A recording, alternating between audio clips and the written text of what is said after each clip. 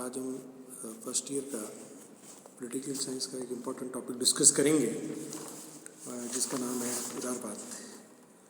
देखिए, political science में बहुत सारी आइडियोलॉजीज़ हैं और उसमें राज्य की प्रकृति और कार्यों के संबंध में बहुत सारे सिद्धांत हैं, जिसमें उदारवाद एक महत्वपूर्ण सिद्धांत है।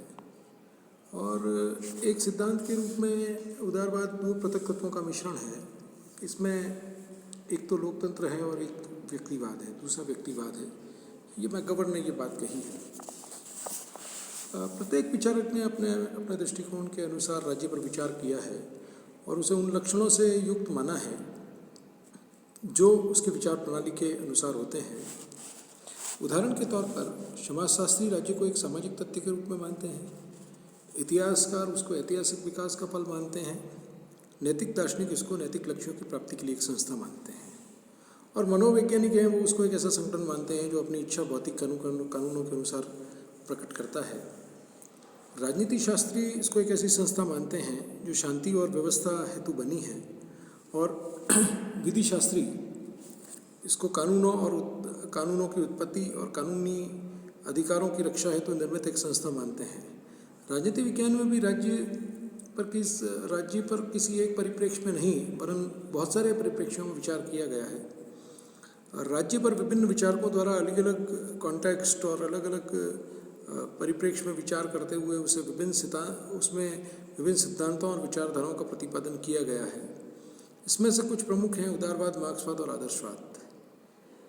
राज्य की प्रकृति और उद्देश्यों के संबंध में जो उदारवादी सिद्धांत है, चूँकि हम आज उसको डिस्कस करने जा रहे हैं, तो उदारवाद के बारे में ये कहते हैं कि यह कोई एक निश्चित और क्रमबद्ध विचारधारा नहीं है, और यह न तो किसी एक व्यक्ति के विचारों का परिणाम है और न विचारधारा ये किसी युग के साथ जुड़ी हुई है।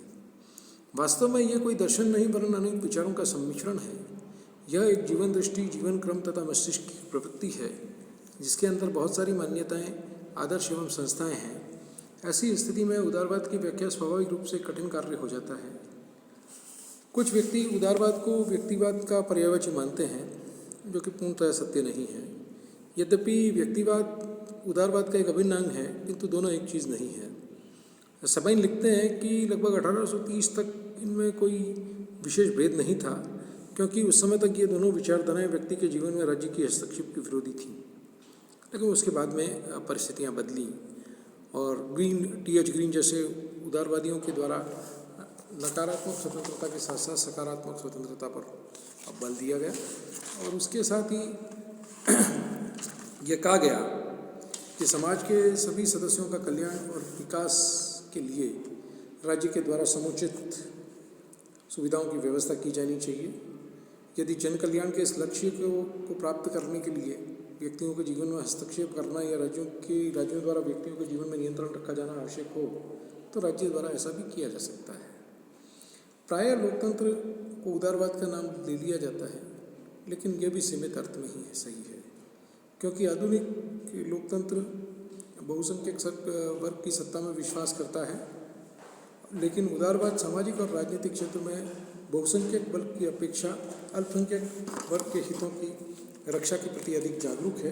और उसके साथ ही ये जागरूकता इस प्रकार से इम्पोर्टेंट है, अगर हम उसको देखें कि हम उस जागरूकता को उस दृष्टि से देखें, तो उदारवाद लोकतंत्र से कुछ अधिक हो जाता है, और उदारवाद जब लोकतंत्र से कुछ अधिक हो जाता है तो यह परिवर्तन और प्रगति का संदेश देता है, और व्यक्तिवाद तथा लोकतंत्र इसमें शामिल हैं। मैकगवर्न की इसी बात को मैकगवर्न की पहले भी हमने बात की, और मैकगवर्न की ये बात हमको यहाँ पर आकर थोड़ी ठीक लगती है कि उदारवाद में लोकतंत्र और व्यक्तिवाद दोनों का सम्मिश्रण हमको देखने मिलता है। लेकिन उदारवाद केवल यही नहीं है। व्यक्ति और राज्य के पारस्परिक संबंध के विषय के रूप में अभी तक दो प्रकार की विचारधाराओं का प्रतिपादन किया गया है। इस प्रकार की विचारधाराएं राज्य को एक तरीके से इस प्रकार की विचारधाराएं राज्य को समस्त मानवीय जीवन का केंद्र और अपने आप में एक साध्य मानती हैं, लेकिन दूसरी विचारधाराएं इस बात का प्रतिपादन करती हैं कि व्यक्ति और राज्य में व्यक्ति ही साध्य है। उदारवाद द्वितीय प्रकार की विचारधाराओं का समूह है जो इस बात पर बल देता है कि समस्त मानवीय व्यवस्था का केंद्र व्यक्ति ही है। राज्य, समाज और अन्य संस्थाएं इस व्यक्ति के कल्याण के साधन मात्र हैं और समस्त राजनीतिक और आर्थिक और सामाजिक व्यवस्था का निर्धारण व्यक्ति को केंद्र मानकर ही किया जाना चाहिए। तो इसके साथ ही हम उदारवाद का जब हमने इंट्रोडक्शन देख लिया, अब नेक्स्ट टॉपिक में हम उदारवाद के मूल सिद्धांतों के ऊपर बात करेंगे।